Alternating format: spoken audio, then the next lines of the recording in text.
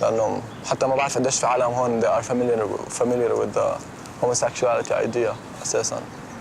يمكن فيهم بيفكروا إنها موجودة بس إنه. GAYROUTH. Kind of a similar vibe, similar theme as far as, you know, going through tough times in a third world country and those kind of social structures.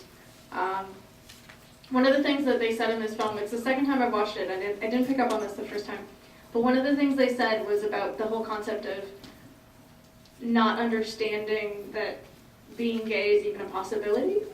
And it got me thinking about the words that we don't know to define certain parts of your personality or things that you want or you know, like what do you call a woman who has a sex change but still likes women? There's no word for that. And just people who live trapped in that but don't know that that is a possibility. I don't know, Sorry, actually I just wanted to comment on something that I have come across in Royal Ontario Museum recently, and there is actually a wonderful kind of a showing going on called The Third Gender, which talks about the Giza in Japanese culture and all of that.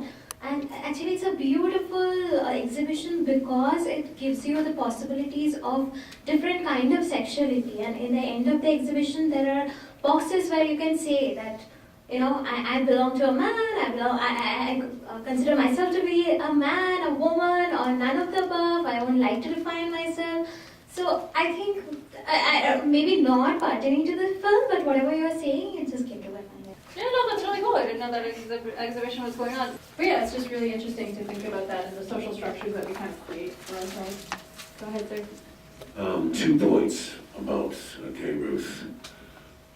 I've been forced to speak foreign languages in films myself, and I've seen the subtitles afterwards and realized that they were utterly inaccurate. If anybody's seen A Real Indian, the documentary on the indigenous people's history in film, you'll realize that as far back as the 30s, they're sitting around the campfire talking, and what they're really saying is a whole lot of profanity, based and, well, you know, directed to the director or the actors around them. But we did it on Black Robe as well.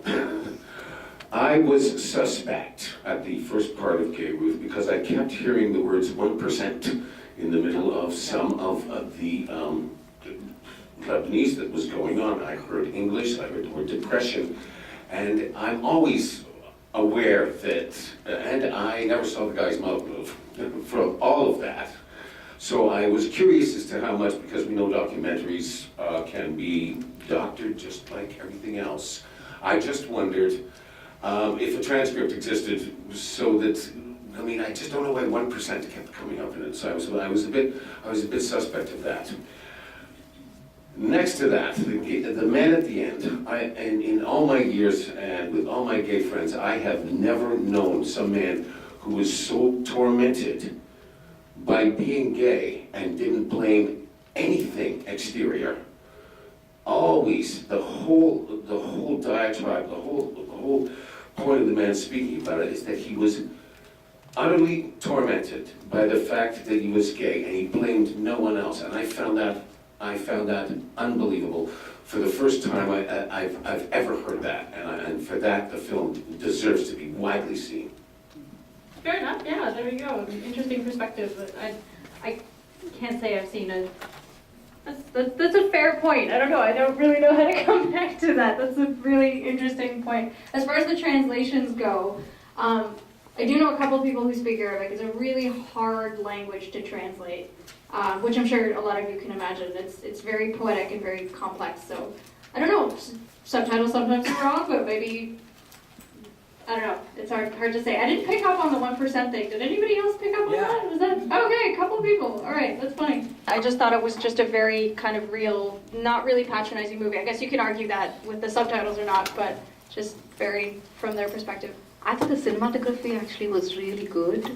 A lot of the shots were very symbolic. There was a lot of emphasis on what normal life looked like and how this not so normal lives of these people, how they contrasted, and how the society as a whole, they kept talking about society, but they never showed anybody in normal society and how that would have actually impacted them. But looking at those few shots of the streets, the clubs, the restaurant, and you see what a male-dominated society it is. You know, except for the one shot of the woman in a miniskirt walking around, which was so not Arabic at all. But everything else, which was very, very traditional to that area, and that really contrasted with the subject of the film, of these two men. I also like the fact that they never showed the first narrator's face.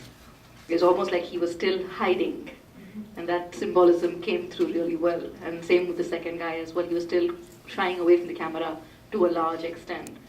And the whole symbolism with going away to mountaintops or to other areas, the isolation that he felt, and all the talk was in isolated areas, which I think the film managed to convey that quite strongly. It's like the camera is kind of, you're seeing Beirut or Lebanon through their eyes in a lot of ways, which was kind of cool. I thought it was the other way around though. Instead of contrast, I thought it kind of showed how it fit